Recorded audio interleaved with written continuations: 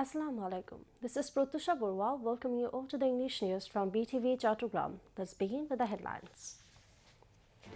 BNP and three other parties place opinions on reform proposals to National Consensus Commission.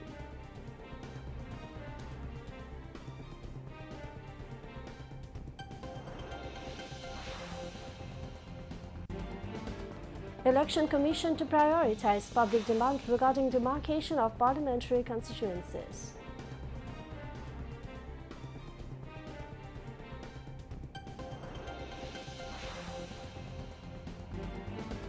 Much awaited ferry service to and from Shongbad Peninsula of Chattogram to be inaugurated tomorrow.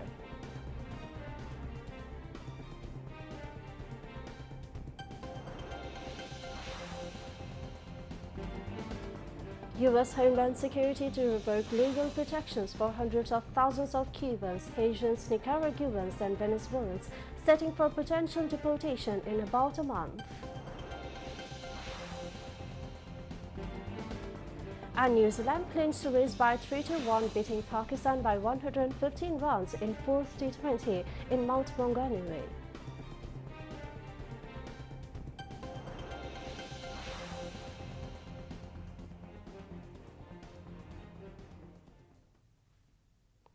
Viewers, those were the headlines and moving on to the details.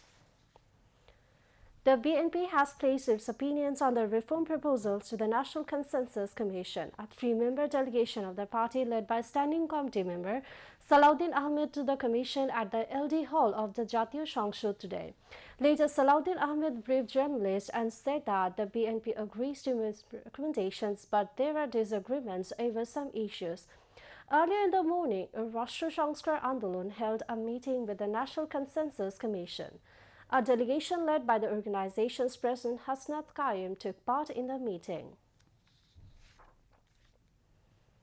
The Executive Committee of the National Economic Council (ECNEC) approved a total of 15 projects with an overall estimated cost of Taka 21,139.45 crore. The approval came from a meeting of the ECNEC held at the NAC conference room in the capital's Shere Bangla Nagar area today with ECNEC chairperson and chief advisor Professor Mohammad Yunus in the chair. Of the total project cost, Taka 14,193.57 crore will come from the government of Bangladesh portion, Taka 6,539.29 crore as project loan, while the rest of the Taka 406.59 crore from the concerned organizations and fund. Of the approved 15 projects, 7 are new and while 8 are revised projects. Advisors concerned attended the meeting while Planning Commission members and secretaries concerned were present. The Election Commission will prioritize public demand regarding the demarcation of parliamentary constituencies. The Commission will start the process after amending the relevant laws. Since 2008 to 2023, the boundaries of 130 constituencies have been altered at different times without considering administrative convenience or geographical integrity.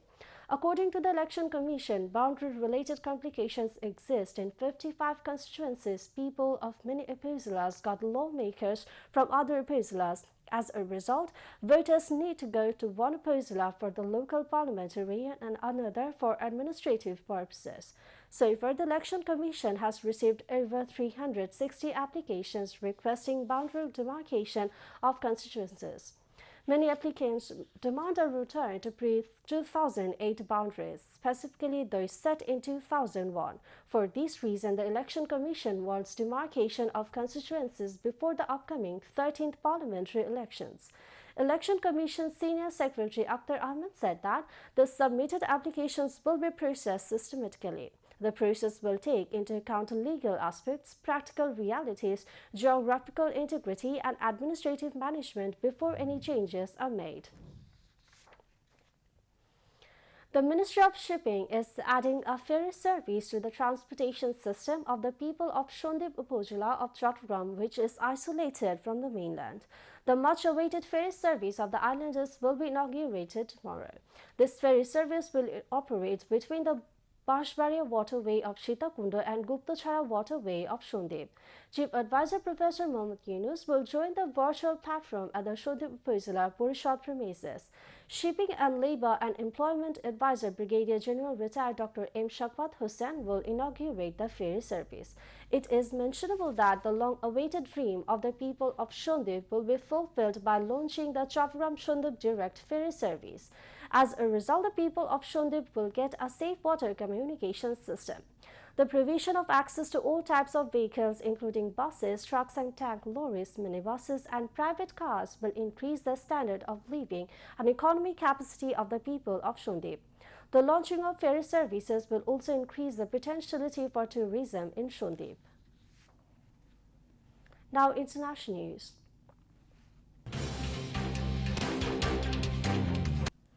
The Department of Homeland Security said Friday that it would revoke legal protections for hundreds of thousands of Cubans, Haitians, Nicaraguans and Venezuelans, setting them up for potential deportation in about a month.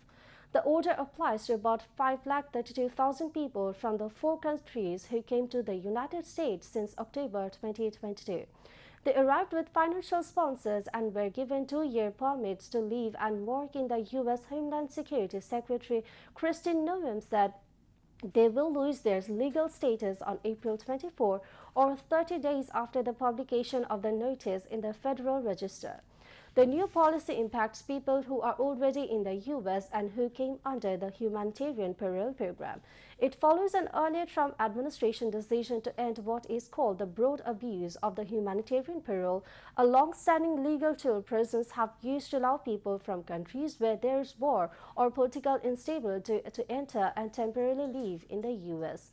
During his campaign, President Donald Trump promised to deport millions of people who are in the U.S. illegally, and as president, he has been also ending legal pathways for immigrants to come to the U.S. and to stay.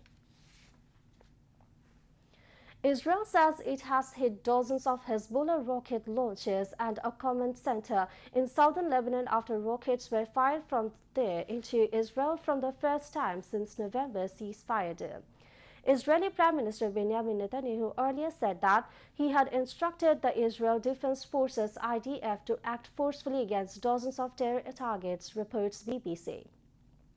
Lebanon state media said 1 person was killed in the Israeli strikes. The IDF said 3 rockets were intercepted in the northern Israeli town of Metula on Saturday morning. There were no injuries. No group has so far admitted firing the rockets, and the Lebanon's prime minister warned against his country being dragged into the new war. The ceasefire deal ended 14 months of fighting with Hezbollah, the Lebanese armed group backed by Iran. The UN peacekeeping force in the Lebanon, UNIFIL, said it was alarmed by the possible escalation of violence, urging both Israel and Lebanon to uphold their commitments. Local reports in Lebanon said artillery had fired into some southern locations of the country. The Lebanese army said it had conducted a search operation discovering 3 primitive rocket launchers, which is dismantled. The truce has been fragile. Israel has carried out nearly daily airstrikes on what it describes as Hezbollah targets and has indicated that attacks will continue to prevent the group from rearming.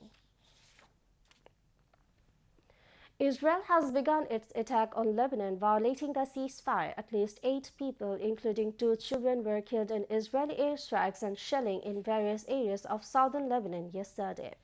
After a year of exchange of attacks between Israeli forces and the Lebanese armed group Hezbollah, a ceasefire came into effect last November with the mediation of United States and France. After that, Israel attacked the country for the first time. Israeli military claimed that the rocket attacks were launched from Lebanon on Saturday against Israel. In response, they began attacking Hezbollah bases in the country. However, Hezbollah claimed that they did not launch any attack on Israel. They have no connection with these attacks. They are also abiding by the ceasefire. Meanwhile, no armed group or organization has claimed responsibility for the rocket attacks on Israel on Saturday. An Israeli official said 6 rockets were fired at Israel on Saturday morning. 3 of them crossed the border. The rockets were intercepted by Israeli forces. The Lebanese Health Ministry said 2 rounds of Israeli strikes killed 3 people in the southern towns of Bin Jabali and Tulain and 5 in the port city of Tyre.